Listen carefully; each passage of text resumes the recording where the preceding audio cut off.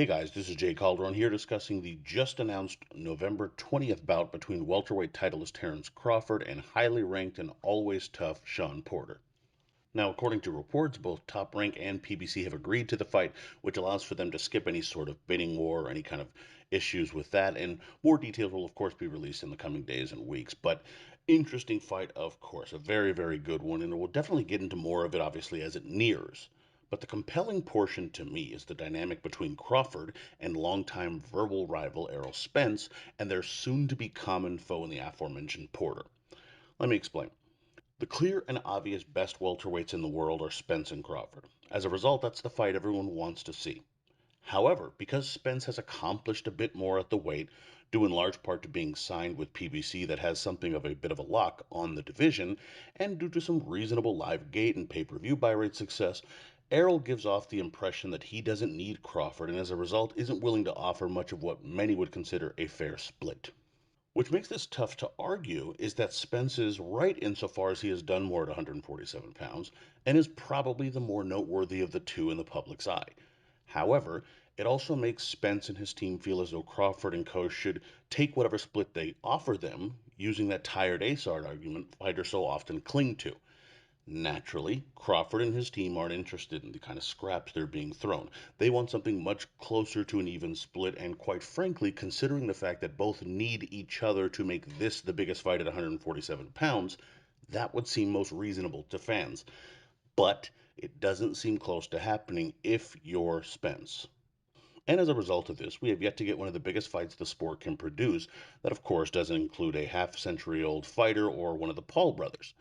Now, what makes this fight with Crawford and Porter so compelling is that, of course, it has the potential to be a great fight, but it also has the potential to tip the scale just enough that, if they are being honest, Spence and his side may have to reconsider how they approach going into this fight, negotiations, so on and so forth.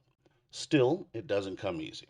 What I mean by this is this: if Crawford can really do a job on Porter, maybe outperform Spence in that regard, it really puts the pressure on Errol and his team to make the fight. The ball would now then be in their court because Crawford will have shown more than he perhaps has at 147 pounds. See, building and forcing fights really is all about storylines to some degree. Now, sometimes they are simple.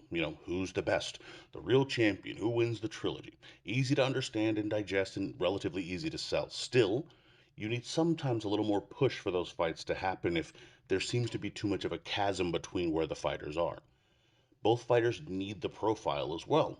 And I would argue that this Porter fight can do a lot of work in those departments for Crawford if you are one of those believers, like I am myself, to be honest, where in the belief that he lags a little bit behind Spence in the profile department.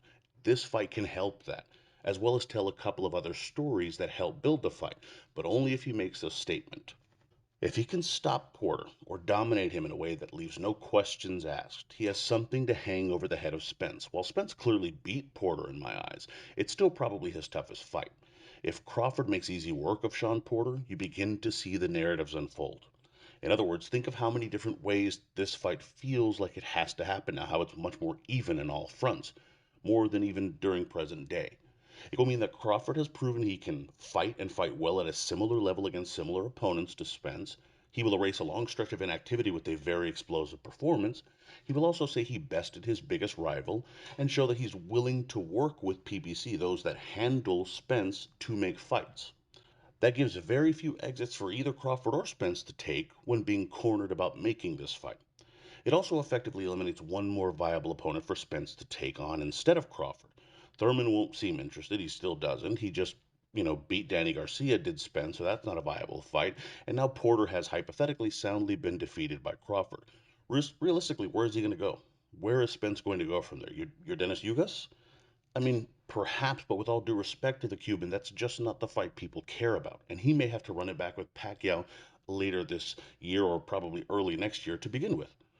So, of course, all of this depends on if the fight actually goes forward, because this year, who the hell knows? And of course, if really how well Crawford can perform, and to some extent how well the fight performs commercially. Still, it could be moving us one big step closer to a fight that we all want, and giving us a pretty damn good fight in the process between Crawford and Porter. Anyway, with that being said, love to hear your thoughts on the fight as well as if you think this would perhaps push us closer to that kind of mega fight between Spence and Crawford. Let me know your thoughts down in the comment section below. Be sure to like, comment, share, subscribe. Follow me on Twitter at jcalderon_JOB. You can email me at junboxing@gmail.com. And of course, please visit junboxing.com for schedule results, betting odds, rankings, all that good stuff. And as always, until next time.